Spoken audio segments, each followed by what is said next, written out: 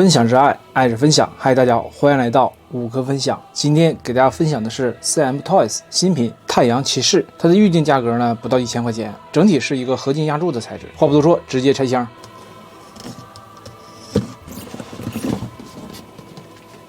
打开，哇，这个是绿毛的，对，没错。第一层的布局，第二层的布局，小配件。第二层的布局呢，还有一个造景地台。接下来呢，咱们现在把所有内容物取出来，给大家展示一下。这些就是太阳骑士的所有内容物。我拿出来的感觉啊，就是它的主体部分非常的沉，合金压铸的用料也是非常的足啊。一会儿我给大家量一量这个有多重。多余附送的3对手型，先给大家看一看它的细节。首先给大家看的就是一个太阳纹盾，纹盾的背面。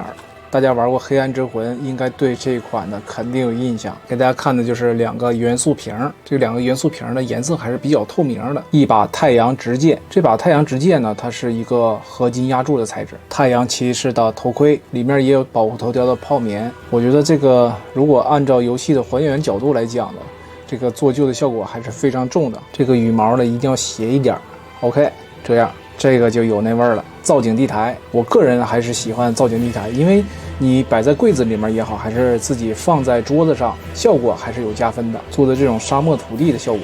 OK， 这个就是索哥索拉尔，也就是人物的主体。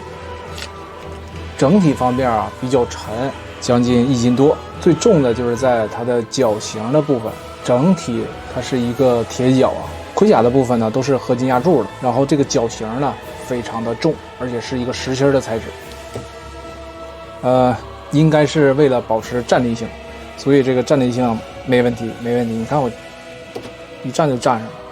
OK， 我估计它是为了摆出赞美太阳这个造型，然后特意弄了一对铁脚。这个索哥呢，它是初代的黑暗之魂非常有名的一个 NPC， 大部分玩家对这个感情啊都是比较深，尤其是刚开始玩的时候，在城外不死镇海尔特桥，在那里望着太阳，与其对话，可以获得白标记的蜡石。我估计玩过这个游戏的人都会有印象。首先给大家看一眼它的头雕，这个头雕我个人还是比较满意的，这个绿毛直毛的效果这样，然后你可以把它往上整一整都可以，往下也都可以。还有一个太阳的标记。腰带部分呢，它是一个皮革的材质，整体身上仿梭子甲呢，大家也都知道啊，这玩家俗称这个洗碗布。这个洗碗布呢，我觉得也还好，因为你如果整成一个真的梭子甲的话，那你这个成本可就上去了。里面这个衣服啊也是皮革的材质，大家可以看到是一个皮革的材质，下面是一个黑色的裤子。接下来呢，给大家展示一下它的可动性。抬起来，然后腰部分，腰部的可动，可以摇摆。然后看看它的前踢，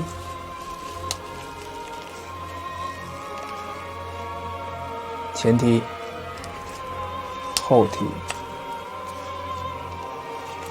屈膝，素体呢还是非常的紧实啊，胳膊处呢弯曲，这个素体的可动性 OK 过关了。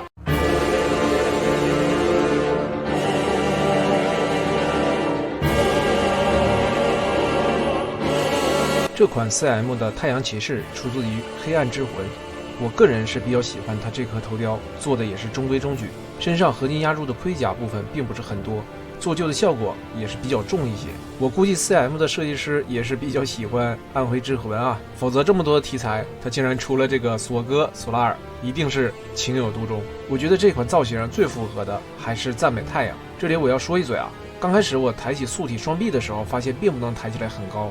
当时是比较失望的，我思索了一下，因为它毕竟是个玩具嘛，然后我反方向的掰起来就能抬起来了。手型因为可以活动，所以可以反方向的安装，当然这个也得看素体不同的型号，胳膊的连接处适不适用。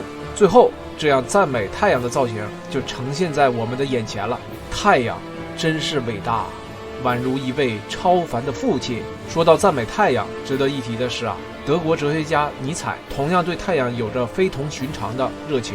更有甚者，尼采想要把自己成为太阳，想要无私奉献而不求回报，以太阳般的光和热照亮和温暖这个世界。但在伟大的精神与残酷的现实往往是格格不入的。直到尼采最后一次发疯，全身瘫痪，其学说也未曾为现世之人所认可和接纳。太阳骑士索拉尔这个角色，从初次见面时那份坚定的信念、无私帮助他人的精神，到最后无法接受现实而疯掉的这种结局，或多或少可能也是游戏的开发者对尼采的致敬吧。你可能没有想过，一个小小的玩具和题材竟然能联想到哲学家。